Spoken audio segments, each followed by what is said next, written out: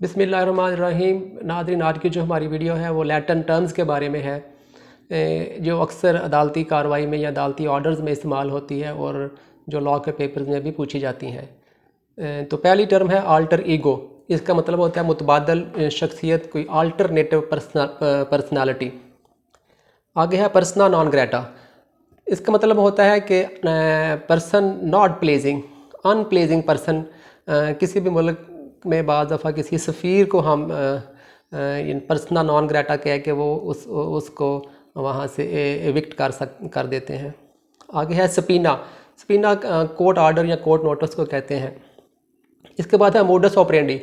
वो modus operandi होता है कि वे ऑफ डूइंग समथिंग, किसी काम को करने का जो ऑपरेशनल उसका जो प्रोसीजर है उसको कहते हैं मोडस ऑपरेंडी। इसके बाद है एक्स ग्रेशिया।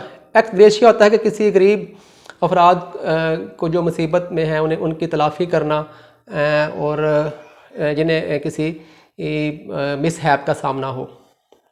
इसके बाद है एड होमिनम। एड होमिनम का मतलब होता है किसी बंदे से ज़ाती बहस की बजाय, किसी बंदे से बहस की बजाय उसकी ज़ात पर हमला करना।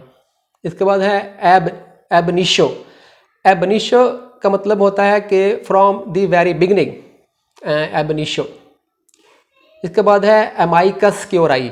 एमाइकस क्योराई आमतौर पर कोर्ट किसी भी फ़र्द को या किसी भी ऑर्गेनाइजेशन को बतौर लॉ एक्सपर्ट वो कोर्ट में बुला सकते हैं अपनी असिस्टेंस के लिए। जो कोई कोर्ट में जो केस में बाकायदा प्रॉपर वो पार्टी तो नहीं होता, लेकिन उसकी मावनत के लिए, चूँकि वो एक्सपर्ट पर्सन होता है, उसकी राय के लिए कोर्ट अपनी मावनत के लिए उसको अदालत में बुला सकती है, तलब कर सकती है। इसको हम एमाइकस क्योराई कहते हैं।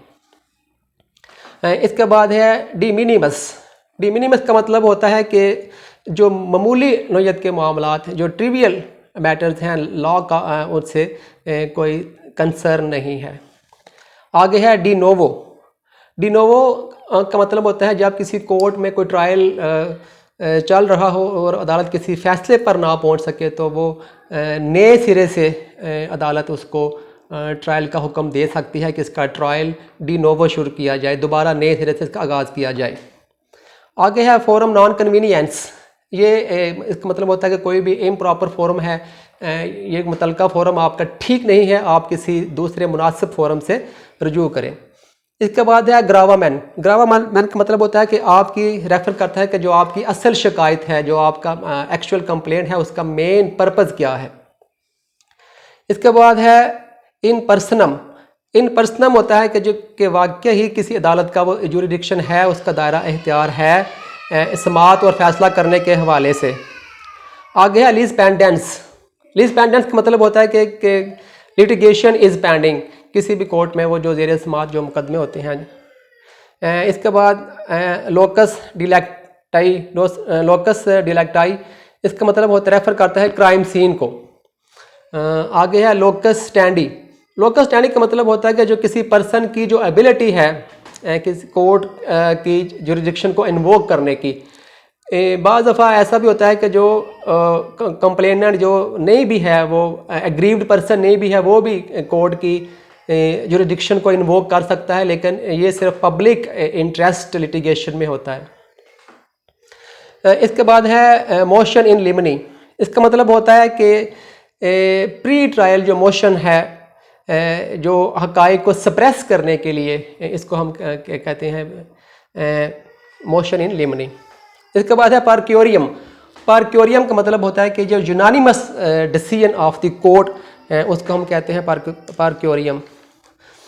इसके बाद है प्राइमा फेशाई। अक्सर आपने सुना कि जो लफ्ज़ कोर्ट में बोला जाता है प्राइमा फेशाई, इसका मतलब होता है कि on the face of the record, के एक चीज़ बादी नज़र में जो बज़ाहिर दिखाई दे रहा है। आगे है इन कैमरा। इन कैमरा का मतलब होता है कि जो जजेस की जो मीटिंग, सीक्रेट मीटिंग होती है इनके चैम्बर्स में, उसको इन कैमरा कहते हैं, जो without the access of media. आगे एक लफ्ज़ है लैटिन टर्म्स है प्री टेम्पोरी। इसका मतलब होता है कि किसी आर्जी बुनियाद पर, टेम्परेरी बुनियादों पर जजेस का तकर्रर करना। अगली हमारी जो लैटिन टर्म्स है वो क्विड प्रो को है। इसका मतलब होता है दिस फॉर दैट। आगे है रिस इप्सा लोक्विटर, इसका मतलब है कि थिंग्स स्पीक इटसेल्फ, जो कि नज़र आता है कि चीज़ें वो फैक्ट से जो वाज़ेह है बिल्कुल जो नज़र आ रहा है।